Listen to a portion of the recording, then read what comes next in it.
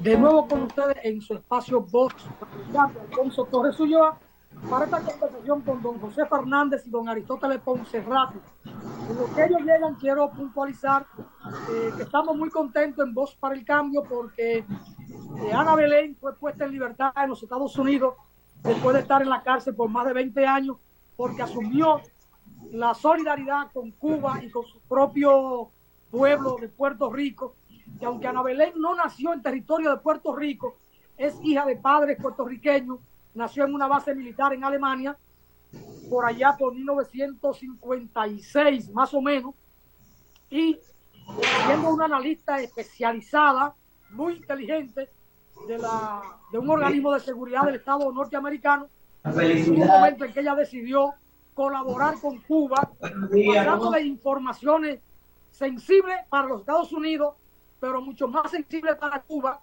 para que Cuba pudiera defenderse a tiempo de ataques de Estados Unidos o de permisividad de Estados Unidos para que atacaran a Cuba. Y Ana Belén, cuando tuvo que ir a la corte, dijo: me consideré moralmente obligada a ayudar a la isla a defenderse de nuestros esfuerzos de imponer en ella nuestros valores y nuestro sistema político. Se está refiriendo a los esfuerzos de Estados Unidos de imponer en Cuba sus valores y no respetar la decisión del pueblo cubano a escoger el camino que libremente ellos decidieron escoger. Ana Belén fue condenada a 25 años de cárcel, con lo que implica de tortura psicológica y todo eso. Tendría apenas unos 45 años de edad, una mujer joven, que está saliendo ahora de la cárcel con cerca de 65 años de edad y tendrá una libertad vigilada, supervisada, que no podrá tener mucho movimiento.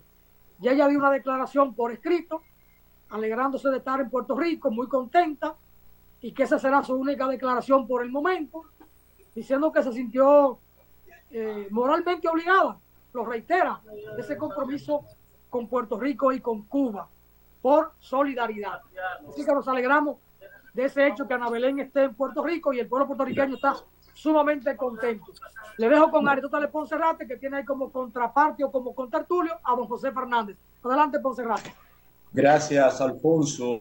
Ana Belén eh, también pide que, como ella no va a hacer muchas declaraciones públicas, dio su dirección en las redes sociales porque ella puede recibir el aliento de las personas que quieran darle su respaldo y su solidaridad por haber salido de la cárcel, y que ella está abierta a recibir esas congratulaciones y esa alegría y esa solidaridad que sintió también desde la cárcel, desde muchos rincones del mundo hacia ella. José, recientemente acaeció una especie de ecocidio en el cerro de Chacuey, allá en Dajabón. Tú sabes que las mineras están interesadas en nuestra provincia por el asunto de los minerales que han encontrado, y hay muchas exploraciones en nuestras montañas y en nuestra cordillera allá en Dajabón. Eh, Hablemos sobre eso, sobre ese incendio forestal, sobre las mineras que tienen el ojo puesto en los recursos minerales de nuestro pueblo.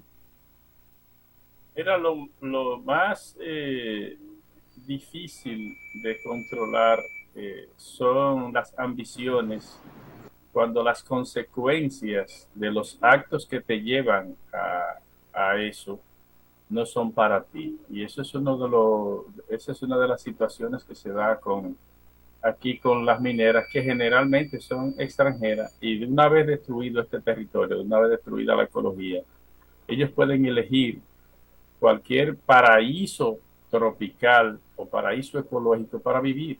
Incluso se pueden ir a una zona donde las cosas se manejen ecológicamente, porque saben la importancia de eso para ellos, pero no para nosotros.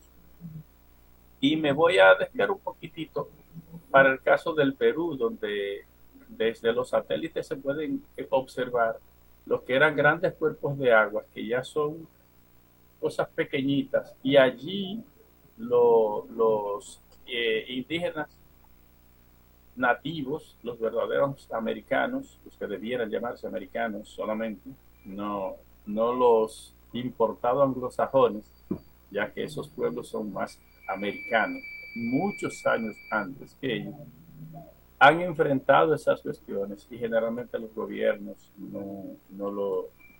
no hacen nada. Incluso hubo un caso en el que en una marcha indígena antes de Evo, por ejemplo, en Bolivia, y mataron 7 indígenas y dijeron que dispararon al aire. Y alguien dijo, bueno, pues desde ahora sabemos que los nativos americanos vuelan. Mataron 7. O sea, son esas clases de salidas judiciales las que se van a encontrar. Aquí va a pasar lo mismo. Y esto lo hacen gente que viene de países donde el agua que sale de una mina primero pasa por un pequeño embalse donde hay truchas, y si las truchas no se mueren puede seguir operando. Aquí no. Aquí con cianuro y cuantas cosas malas puedan haber, las aguas van a nuestros ríos. Entonces, eso del incendio es un primer paso. Primero degradan el ecosistema forestal, porque si una forma es justificar que la biodiversidad no es tanta, que la biodiversidad no es mucha o que no es importante, cada ser vivo es importante porque tiene un nicho ecológico que trabajar, hasta el más pequeño. Y solo hay que pensar que si no hubiera insectos, nosotros, bueno, ni siquiera la pupú de las vacas se degradara, o sea, no pudiéramos ni caminar. Son tan importantes como nosotros. Entonces, ese es lo grave, que el Estado nuestro nunca ha entendido o no ha querido entender, porque lo primero la economía, que hay que defender primero la casa, hay que defender la ecología, el medio ambiente, que algunos dicen que medio porque ya nada más queda la mitad, pero eso es así. O sea, el medio ambiente hay que defenderlo como base. Eso incluso pudiera ser un eje transversal de todos los gobiernos. Hay cosas que no se tocan de un gobierno a otro. Entonces debiera eso ser así. Aquí esas concesiones, porque se cobra por las concesiones, y luego te dice la Academia de Ciencia te da su veredicto diciendo que no procede, da las razones científicas, da las razones humanas, da las razones sociales, sobre todo por el recurso agua, que cada año hay más millones de personas viviendo sin agua potable. Los que todavía tenemos, bueno, no podría decir que es suficiente, pero todavía estamos en el umbral de estar a capacidad para la cantidad de seres humanos que tenemos acá. Debiéramos defender eso, y eso lo debiera entender todo el mundo. Lo de Chagüey, realmente hubo manos criminales en esos incendios, y es precisamente por eso, para ir degradando el lugar en términos ecológicos y poder justificar las incursiones que vienen después. Y eso realmente es muy penoso. Sí, gracias, José. Sabes que en restauración, donde hay varias concesiones mineras, nacen la mayoría, en esas montañas de restauración, nacen la mayoría de los ríos, incluso creo que algunos afluentes del Artibonito, que es el único río que cruza por nuestra hermana República de Haití, nacen por ahí. Sin embargo, hay cerca de 15 concesiones mineras en esa cordillera nuestra allá en restauración. Y por eso te hice la pregunta del incendio, del ecocidio, ahí en el Cerro de Chagüey, que son las estribaciones más cercanas que tenemos a Dajabón de ese núcleo montañoso de restauración, porque parece que fue dirigido, porque se dio la información y ningún medio de comunicación masivo dijo más allá de que en la montaña del Chagüey había un incendio que se estaba trabajando en su control, y no se dio ninguna más explicación. Y nosotros tenemos que cuidar nuestra cordillera y tenemos que cuidar nuestros recursos acuíferos y naturales y nuestro ecosistema, porque de las provincias fronterizas, la más agrícola y ganadera es nuestra provincia, la que tiene mejores condiciones para la agropecuaria.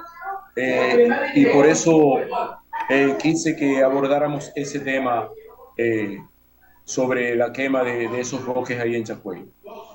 Y qué bueno que tú hablas de, de agrícola y ganadera, porque las nuevas tendencias, aunque no todavía masivas, y durante un buen tiempo no serán masivas, es a mantener los animales dentro de la ecuación de la producción, porque sin ellos los suelos aún no se erosionen, se degradan, porque el suelo es un organismo vivo y necesita del aporte que hacen los animales con sus excrementos, con su el estiércol y mantienen la biología del suelo.